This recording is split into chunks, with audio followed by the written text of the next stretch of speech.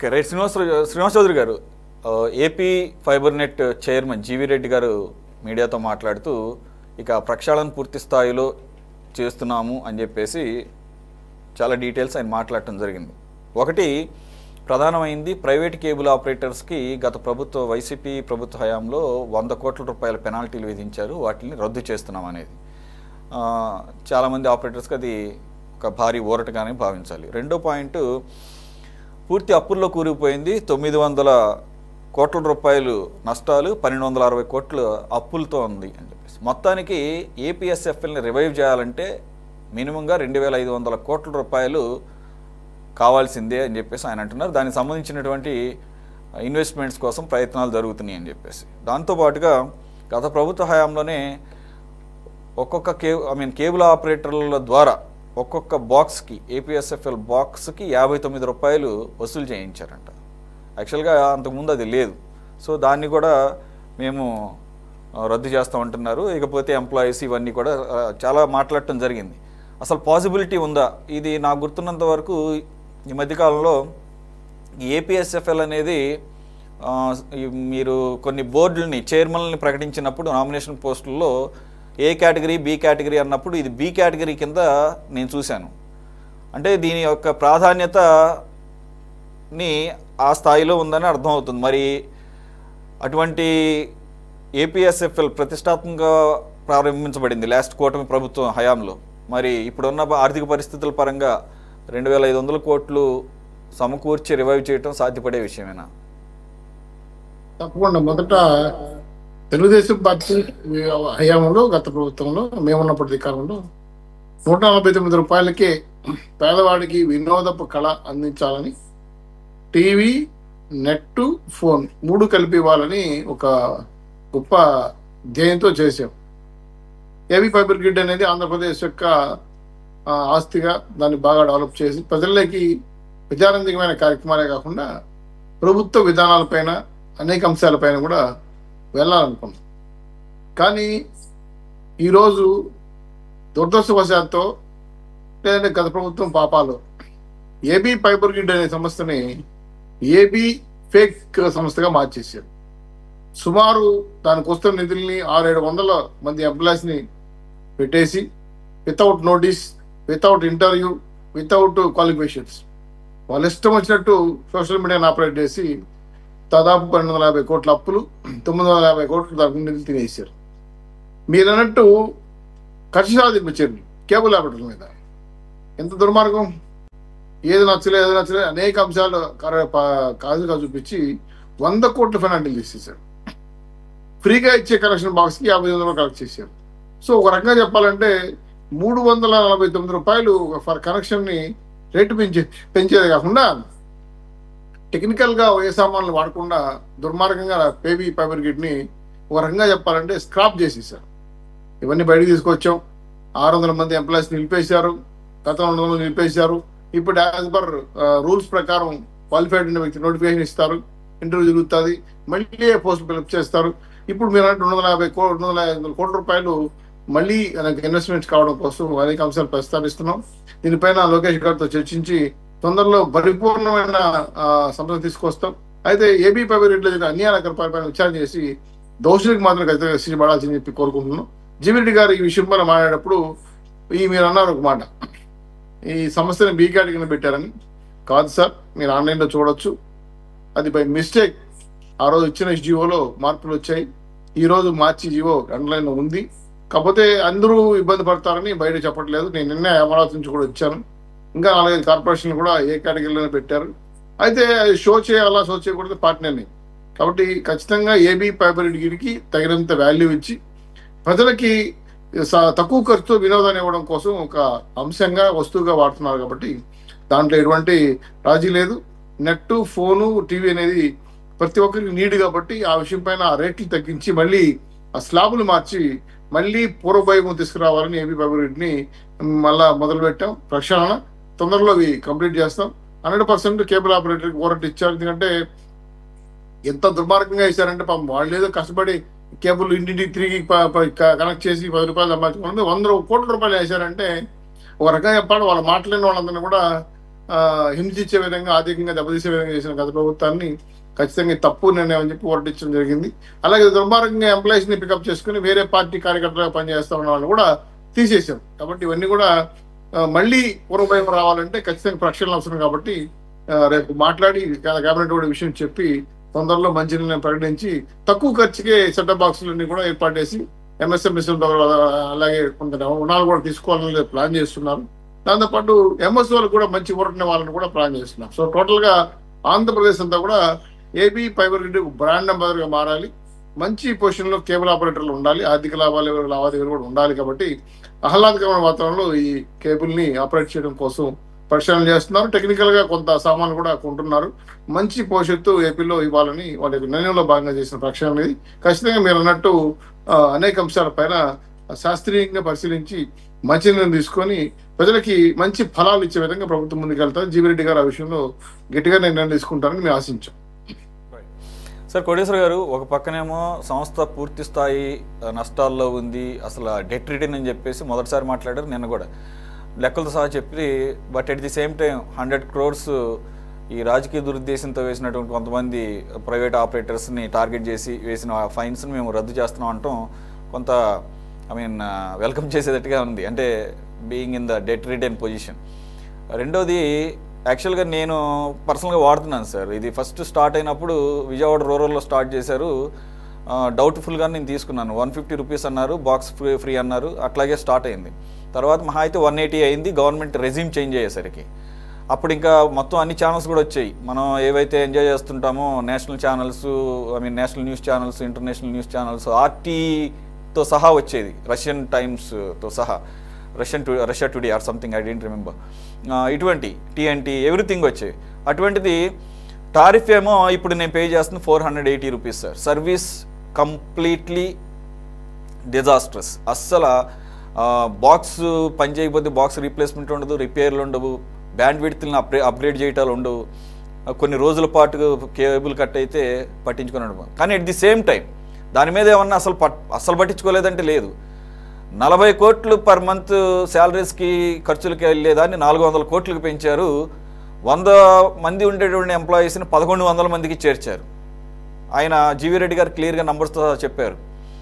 అసలు ఎక్కడ పని చేస్తున్నారో తెలియని వాళ్ళందరినీ తీసుకొచ్చేసి ఇష్టారీతిన ఎంప్లాయ్మెంట్ క్రియేట్ చేశారు ఈ సంస్థలో అని చెప్పేసి, ఆ రకంగా నష్టాల్లోకి కూరుకుపోయేలా చేశారని. ఇప్పుడు ఆయన మొదటి నుంచి స్టార్ట్ చేయాల్సిందే, బేసిక్ ప్లాన్ కూడా సవరిస్తాము, సామాన్య ప్రజలకు అందుబాటులోనండి. సార్, అసలు ఈ రకంగా బ్లేటెంట్గా ఒక సంస్థని వారికి ఉపయోగించుకున్న తర్వాత అసలు కస్టమర్లనే వదిలేసినటువంటి పరిస్థితి చూసాము. అసలు ఇది రివైవ్ చేయడం అనేది సాధ్యపడుతుందా అని డౌట్ వ్యక్తం చేశాడు ఆయన మొదటిసారి. నిన్న మాత్రం లేదు, ఆ ప్రయత్నాలు జరుగుతున్నాయి, సిస్కో కూడా సానుకూలంగా స్పందించిందని చెప్పేసి అంటున్నారు. ఓవరాల్గా ఎలా చూడాలి సార్ ఆయన చెప్పినటువంటి విషయాలు?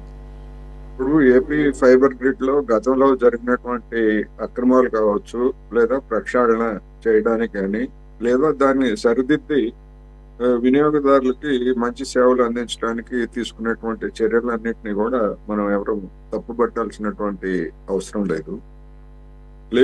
మేము ఫ్రీగానే ఇచ్చేస్తాము మొత్తం అన్ని రకాల సేవలు అనేటువంటిది చేసినా కానీ దాన్ని కూడా మనం అందరం ఆహ్వానించవచ్చు, అదేమీ కాదు. కానీ గత ప్రభుత్వము విధించింది అని చెప్తున్నటువంటి 100 కోట్లు వాటి స్వభావం ఏంటి అనేటువంటిది ఒకటి.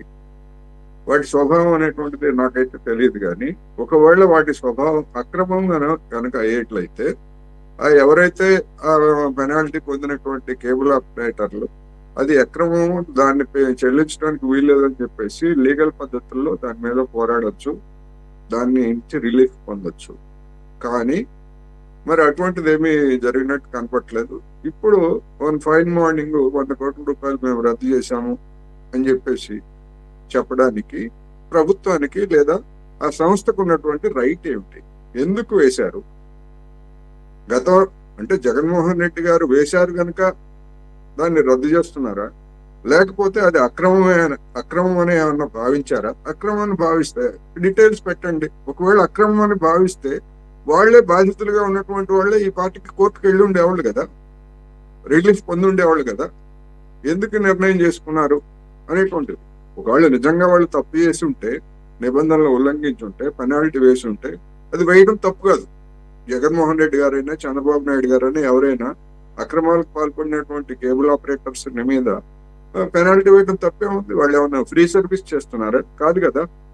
ప్రభుత్వానికి లేదా ఫైబర్ గ్రిడ్ కి నష్టం కలిగించేటువంటి చర్యలు పాల్పడినప్పుడు ఎవరైనా పెనాల్టీ వేయొచ్చు.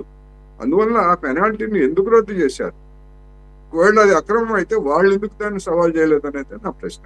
అందువలన ఆ విధంగా జగన్మోహన్ రెడ్డి గారి మీద వ్యతిరేకతతో కనుక రద్దు చేసేట్లు అది మాత్రం తప్పు. లేదు నిజంగా వాళ్ళు కేబుల్ ఆపరేటర్లు తప్పు చేశారంటే అప్పుడు కూడా రద్దు చేసినా కానీ అది కూడా తప్పే. అక్రమాలకు పాల్పడినటువంటి వాళ్ళకు ప్రోత్సహించుకొని అవుతుంది అనేది నేను ఈ సందర్భంగా చెప్తాను. ఇకపోతే బాజీ గారు, యాక్చువల్గా 2019 గవర్నమెంట్ చేంజ్ అయ్యే సమయానికి 100 పైచీలకు మాత్రమే ఉన్నారు ఎంప్లాయీస్, 40 కోట్ల రూపాయలు శాలరీస్కి మిగిలిన ఖర్చులకు. అటువంటిది గత ప్రభుత్వ హయాంలో 1100 మందికి పెంచుకున్నారు ఎంప్లాయీస్ని. అలాగే 400 కోట్ల రూపాయలు ఖర్చు. అందు గురించే ఏపీఎస్ఎఫ్ఎల్ మొత్తంగా టోటల్గా డెట్ రిడెన్ అయిపోయింది. అసలు అవసరం లేనటువంటి పరిస్థితుల్లో ఇష్టారాజ్యంగా వారికి కావాల్సిన వాళ్ళని ఉద్యోగాల్లో పెట్టుకున్నారనేది జీవీ రెడ్డి గారు చెప్పింది. ఇకపోతే ఇప్పటివరకు మేము టోటల్గా మరో 200 మందిని తీసేసాము అవసరం లేని పోస్టులు కాబట్టి అని టోటల్గా ఇప్పటికి 600 మందిని తొలగించామంటున్నారు. నాకు అర్థం కాని విషయం ఏంటంటే, అవసరం లేదని మీరు చెప్తూనే ఇప్పుడు ఈ 600 మందిని తీసేసిన వాళ్ళల్లో మళ్ళీ రిక్రూట్మెంట్ జరుపుతూ ఉంటున్నారు. మరి ఈసారి పారదర్శకంగా ఒక పద్ధతి ప్రకారం దానికి రిక్రూట్మెంట్ నోటీస్ ఇచ్చి ఒక ఎంప్లాయ్మెంట్ ఏ రకంగా తీసుకోవాలో ఆ రకంగా తీసుకుంటూ ఉంటున్నారు. నాకు అర్థం కాదు అసలు అవసరం లేదన్నప్పుడు మళ్ళీ రిక్రూట్మెంట్ ఎందుకు అనేది. ఇక ఓవరాల్గా ఆయన చెప్తున్న దాని ప్రకారంగా ఇది పూర్తి స్థాయిలో రివైవ్ చేస్తాము, సిస్కో లాంటి సంస్థలు ముందుకు వచ్చినాయి అంటున్నారు. వస్తే మంచిదే. ఎలా చూడాలి సార్ పర్టికులర్ ఎంప్లాయ్మెంట్ విషయంలో? ఖర్చు తగ్గించుకోవాలనుకోవాలి కదా. అవునండి, ఇంతకు ముందు కూడా మనం డిస్కస్ చేసాం డిబేట్లో ఇదే సబ్జెక్టు. చాలా అవసరం లేని స్టాఫ్ని 1300 మంది పైగా రిక్రూట్ చేసుకొని వాళ్ళ రికార్డ్స్ కూడా లేకుండా వాళ్ళకి మంత్లీ పేమెంట్స్ ఇస్తూ మరి కోట్లాది రూపాయలు నష్టం పరిచారని చెప్పేసి ఇంతకుముందు వార్తలు వచ్చినాయి. ఇదే జీవీ రెడ్డి గారు ఈ పదవిలోకి రావడానికి ముందు ఆయన ఆరోపణలు చేశారు, మొత్తం స్టడీ చేసి. ఈ ఫైబర్ నెట్ మీద గతంలో కూడా అనేక ఆరోపణలు వచ్చినాయి. ఎందుకంటే యాక్చువల్గా ఇది ఒక చాలా మంచి ఉద్దేశంతో ఏర్పాటు చేయబడిందండి. దీని మీద 3850 కోట్ల రూపాయలు ఇన్వెస్ట్ చేసి రూరల్ ఏరియాలో తక్కువ రేటుకి గ్రామీణ ప్రజలకి ప్రసారాలు వెళ్ళాలి. అలాగే గవర్నమెంట్ స్కూల్స్లో వర్చువల్గా విద్యా బోధన ఈ ఫైబర్ నెట్ ద్వారానే చేయాలని చెప్పేసి చేయటం జరిగింది. 25,000 కిలోమీటర్ల దూరం ఆప్టిక్ ఫైబర్ టెక్నాలజీ తోటి, ఇది మంచి టెక్నాలజీ అండి. అప్పట్లో ఆప్టిక్ ఫైబర్ టెక్నాలజీ అనేది అడ్వాన్స్డ్, చాలా క్రిస్టల్ క్లియర్గా పిక్చర్ కానీ దాంట్లో ప్రసారాలు కానీ వస్తాయని చెప్పేసి అప్పట్లో చెప్పడం జరిగింది. అది ఆ రకంగా ఇన్వెస్ట్ చేశారండి. ఇన్వెస్ట్ చేసిన తర్వాత ఇదే కేసులో మరి టీడీపీ చంద్రబాబు నాయుడు మీదుగా జైల్లో వేసినందుకు కూడా దీంట్లో అవినీతి జరిగింది, అది జరిగిందని చేశారు. మళ్ళీ సేమ్ గవర్నమెంట్ మారిన తర్వాత వీళ్ళు దాదాపు పెద్ద ఎత్తున రమారమి ఒక 200 కోట్ల రూపాయలు పైన 251 కోట్ల రూపాయల పైన అవినీతి డైరెక్ట్గా జరిగింది. అట్లాగే ఫైబర్ నెట్ కొనుగోళ్లలో కమిషన్లు, ఆర్జీవీ లాంటి వ్యక్తికి వీహో సినిమాకి అనవసరంగా డబ్బులు ఇవ్వటం, ఇవన్నీ కూడా దీంట్లో జరిగిన అక్రమాలు అవినీతిగా మనం బయటపడి చూసామండి. కానీ నా క్వశ్చన్ జీవీ రెడ్డి గారికి ఒకటే, ఆయన పదవి తీసుకున్న తర్వాత ఇవన్నీ చెప్పారు, ఆరోపణలు చేశారు, వాటి మీద యాక్షన్ ప్లాన్ ఏం జరిగింది? ఆర్జీవీ మీద కేసు పెట్టారా? ఆ డబ్బు రికవరీ చేయమని నోటీస్ ఇచ్చారు, రికవరీ అయిందా? రికవరీ చేయడానికి ఏమేమి మార్గాలు అనుసరిస్తూ ఉన్నారు? ఏమైనా చట్టపరమైన చర్యలు తీసుకుంటున్నారా? అట్లాగే ఎవరైతే అనధికార ఎంప్లాయ్మెంట్ ఉన్నారో వైసీపీ ఈ ఎంప్లాయీని అందరినీ కూడా యూట్యూబర్గా మార్చేసి వాళ్ళ ప్రచారానికి సోషల్ మీడియా నెట్వర్క్ కింద మార్చారని చెప్పేసి కూడా ఆరోపణలు వచ్చినాయి. ఇవన్నిటి మీద ఏం జరిగిందనేది చెప్పాలి కదండి. నష్టాల్లో ఉంది, మళ్ళీ 2500 కోట్లు కావాలి, దీనిని మళ్ళీ సస్టైన్ చేయడానికి, మళ్ళీ ముందు తీసుకెళ్ళడానికి, లాభాల బాటలు తీసుకెళ్తా ఉంటున్నాం. ఇప్పుడు కొత్త సీసాల పాత సారాలాగా మాట్లాడుతున్నారు జీవీ రెడ్డి గారు. ఆయన ఏదో వచ్చారు కాబట్టి ఏదో ప్రక్షాళన చేస్తున్నాం, దీనికి చేయబోతున్నాం అని మాట్లాడుతున్నారు తప్ప ఈ జరిగిన అక్రమాల మధ్య ఏం జరిగింది, వాటి మీద ఏం యాక్షన్ ప్లాన్ ఉంది, దాని రిజల్ట్ ఏంటి అట్లాగే లాభసాటిగా తీసుకెళ్ళాలి. ఇది ఆర్గనైజేషన్ అండి, ఇదేమి సేవ చారిటీ కాదు. ఫైబర్ నెట్ అనేది ఇవాళ అందరం కూడా మనతో సహా మనం ప్రైవేటు ఆపరేటర్లకి డబ్బులు ఇచ్చి తీసుకుంటున్నాం, సేవలు చూస్తున్నాం టీవీ కనెక్షన్స్. అట్లాంటిది ప్రభుత్వం ఆధ్వర్యంలో నడిచే దాన్ని లాభాల బాటకు తీసుకెళ్ళడం అనేది ఈజీ. వాళ్ళు రీజనబుల్ ఛార్జెస్ తోటి దాన్ని మంచిగా తీర్చిదిద్దొచ్చు. మళ్ళీ ఇన్వెస్ట్మెంట్ 2,500 కోట్లు కావాలి, ఇది మళ్ళీ లాభాల్లోకి వెళ్తుందా? మళ్ళీ at the end of the day ఏమవుతుంది దీనికి? ఈ పాత జరిగిపోయిన నష్టం అంతా పోయినట్టేనా? మళ్ళీ ఇప్పుడు కొత్త ఫైబర్ కేబుల్ నెట్లు కావాలి, మళ్ళీ కొత్త సెట్టాప్ బాక్సులు కావాలి, మరి ఇదంతా కూడా మళ్ళీ స్టార్టింగ్ పాయింట్ నుంచి స్టార్ట్ చేస్తున్నట్టుగా జీవీ రెడ్డి గారి ప్రకటన ద్వారా అర్థమవుతా ఉంది. కాబట్టి ఏంటంటే నా పాయింట్ ఒకటేనండి, ఏదైతే జరిగింది, ఏదో అవినీతి జరిగింది అంటున్నారు, దాన్ని తేల్చండి, రికవరీ చేయండి, అంతవరకు సాధ్యమవుతుంది అంతవరకు. అట్లాగే దీని ఒక యాక్షన్ ప్లాన్, ఒక ప్రణాళికాబద్ధంగా ఎట్లా లాభాల బాటలో తీసుకెళ్తారు? 10 లక్షల కనెక్షన్స్ లో ఇవాళ మిగిలిన ఎన్ని? కొత్త కనెక్షన్స్ రావడానికి ఏం ప్లాన్ చేస్తున్నారు? 10 లక్షల కనెక్షన్లు ఉంటే ఎట్టి పరిస్థితుల్లో నష్టం రాదండి, ఎంత తక్కువ తీసుకున్నా కానీ. అవి దాదాపు సగానికి సగం తగ్గిపోయింది అన్నారు. ఈవెన్ నేను సెల్ఫ్గా నేను ఎక్స్పీరియన్స్ చేశాను. క్వాలిటీ క్వశ్చన్ చేసిన ప్రతిసారి మీరు దీన్నే పట్టుకుని ఎందుకు వేలాడతారు, ఇది అక్కడ ప్రైవేట్ ఆపరేటర్, మా దగ్గర ఇంకా మిగిలినవి ఉన్నాయి కదా, why don't you shift that service provider నన్ను అడిగేవాళ్ళు. నేనే స్టిక్ అయ్యాను ఏపీఎస్ఎఫ్ఎల్. ఈ కేబుల్ నెట్వర్క్ అనేది ఒక పోటీ తత్వంతో ఉన్నదండి. ఇవాళ చాలా నెట్వర్క్స్ వచ్చినాయి, ఎయిర్టెల్ కానివ్వండి, టాటా కానివ్వండి, ఇవన్నీ కూడా. అట్లాగే మన సిటీ కేబుల్ కానివ్వండి, ఇవి వచ్చినప్పుడు దాంతో పోటీకి నిలబడాలంటే ఇక్కడ ప్రత్యేకత, గవర్నమెంట్ దాంట్లో ప్రత్యేకత ఉండాలి, క్వాలిటీ ఉండాలి, తక్కువ రేటు ఉండాలి, సర్వీసెస్ బాగుండాలి, నిరాటంకంగా ప్రసారాలు ఉండాలి. ఇవన్నీ ఉంటే ఎవరైనా కానీ మనం అన్ని పక్కన పడేసి దానికే వెళ్తారు ఎవరైనా కానీ. అట్లాగే ఏంటంటే సర్వీసెస్ ఏదైతే ఉద్దేశాలు కొన్ని నోబెల్ ప్రాజెక్ట్స్ తోటి పెట్టారు. మనం మిగిలిన ప్రభుత్వ సంస్థలని ఏ రకంగా అయితే నిర్వీర్యం చేస్తారో వాంటెడ్లీ దీన్ని కూడా అదే రకంగా తీసుకొచ్చారు లాస్ట్ 5 years. నేను ప్రత్యక్షంగా అబ్జర్వ్ చేశాను. ఎందుకంటే సగానికి సగం కనెక్షన్స్ తగ్గిపోవడానికి కారణం అదేనండి.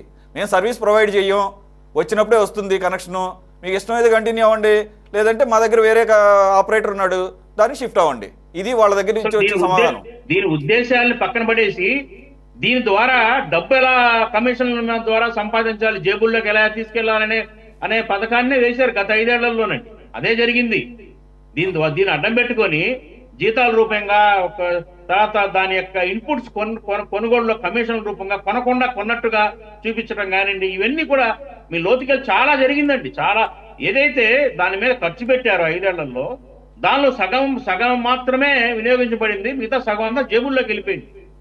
బాంబేలో ఒక అకౌంట్కి వెళ్ళింది ఇక్కడ నుంచి డబ్బులు, అది మీడియాలో వచ్చింది, మా బోటాలో అడుస్తా ఉన్నాము, కానీ దాని మీద పట్టించుకోరు. ఆ ఎవరి అకౌంట్ ఎందుకు వెళ్ళింది, ఇక్కడ నుంచి ఆ బాంబేలో ఉన్న అకౌంట్కి ఎందుకు వెళ్ళింది డబ్బు, దీని మీద పట్టించుకునే నాదుడే లేడు.